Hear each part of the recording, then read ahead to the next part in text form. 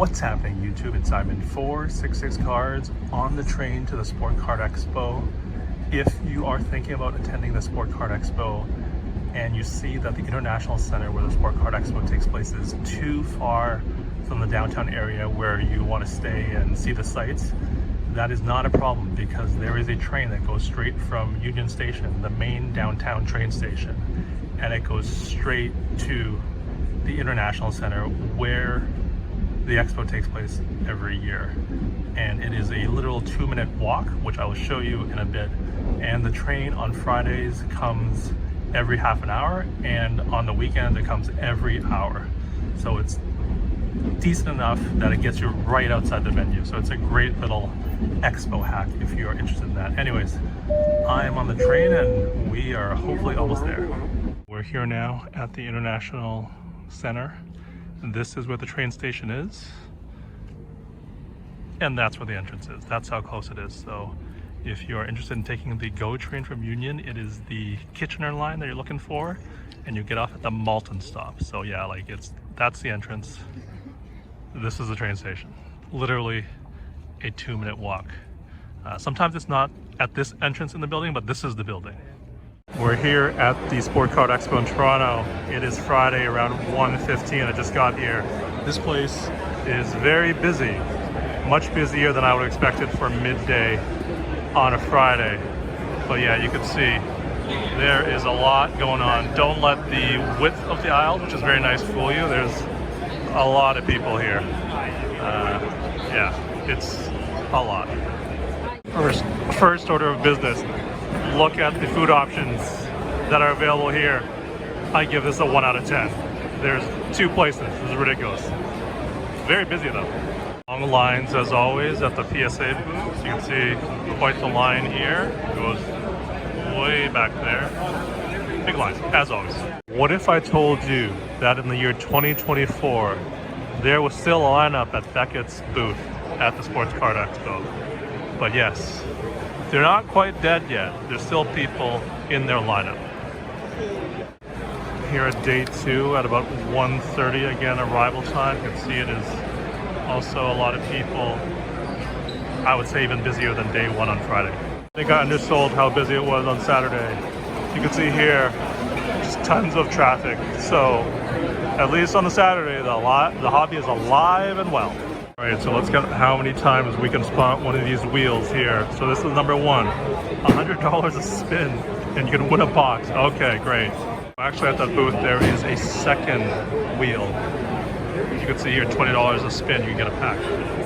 Here's a third one, number 4. Now, here's the 5th one. So we've now counted 5 of those wheels, spinning wheel, gambling type games at the expo. This is the booth of OLG, literally the Ontario Lottery and Gaming Corporation. They're set up at the expo. Don't tell me that gambling isn't a huge part of the hobby right now. They're here. So if you're wondering how much it costs for on-site grading at Beckett, it is $125 US. If you submit 6 or more cards, it is $100 US for on-site grading. Over at PSA, it's $99 for regular, $150 for express. What would you choose? I think this explains everything we need to know about Beckett. Saturday night trade night. It is really busy in here. Probably the busiest trade night I've ever seen here in Toronto at the expo. This is pretty awesome, not gonna lie, it's really cool. It's day 3, it's Sunday at the expo, right around 1 o'clock. I just got here, and unlike the National, you can see on Sunday, it is just as busy here at the expo as any other day. I was talking to a dealer last night at trade night, and he said that on Sunday, a lot more kids and their parents come.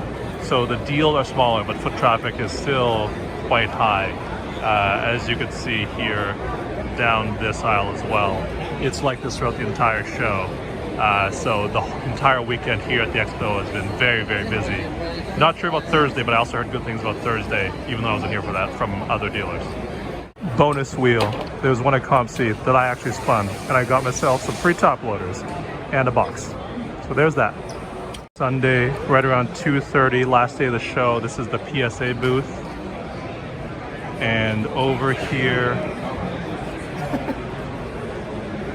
is the Beckett booth. Sanity has been restored. So now it's time to go over the deals I made at the National. There's only 2 of them, so it won't take too terribly long. I had a Jason Tatum rookie signatures from Select. You can see here on the left. I got that card from a deal I made at the National in Cleveland a few months back. So I traded that card for this Darius Garland 1/1 auto and got some cash in return. What made this deal interesting is the fact that I was buying or trading for this card with a dealer from the US, and the person he was set up with was also from the US, and I had some extra Canadian cash he wanted to get out of, right? And so it ended up being a 3-way deal where that person then gave me this $200 in Canadian money and then got some money from the person I was dealing with to make up the 200 that he gave up so that he could get back just US dollars. So that was an interesting wrinkle, made it a 3-way deal.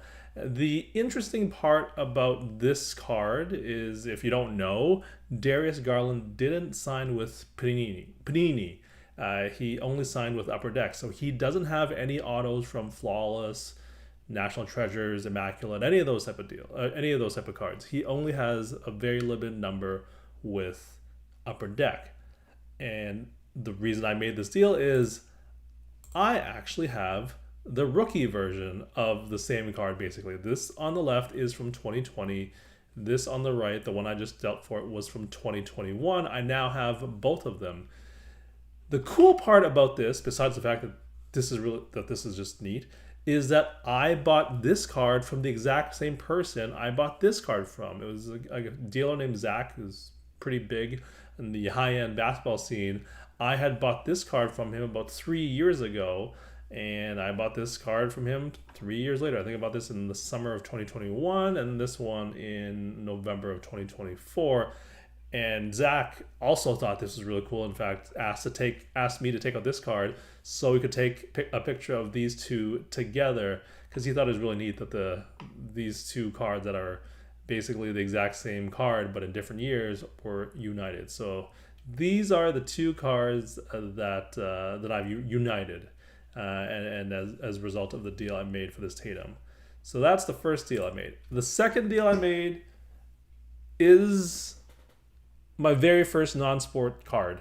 I bought it at the Expo. I've been eyeing this card for a very long time, and it is now in my PC. It is not just a non-sport card. It is a patch auto of the actress from my favorite TV show of all time, Buffy the Vampire Slayer. I know, not what you were expecting, but I am a huge Sarah Michelle Gellar fan. I feel like if I met her, I'd probably faint and revert back to being like a 19-year-old kid. So huge crush on her. I've told my wife many times, if we ever have a daughter, we will name her Buffy. She disagrees with that vehemently, so I said I will also settle for an animal, and if she says no to that, then maybe a plant. But we're naming something Buffy in the household here. So very excited to get this card. I got it from the Cardboard Culture guys, I believe is their name, who was set up at the Expo. So it was a quick and easy deal, and yeah, very excited to have my first non-sport card. Anyways, those were my 2 pickups. I would say overall, just recapping the show in general, a lot of people on the Friday, Saturday, and Sunday, which is different than the National where the Sunday is kind of dead. Sunday was also jammed, as you saw from some of the videos. The other thing I'd say is that it was really, really busy, and it had an even bigger floor footprint this time around. I think they added an extra room or an extra hall, so this was the biggest layout that they had, and they still ended up making it busy the entire time. So at least in Canada, twice a year, the Expo is bumping. It is the hobby is alive and well. So that's it for this video. Thank you as always for listening and watching. I'll talk to you all soon. Cheers.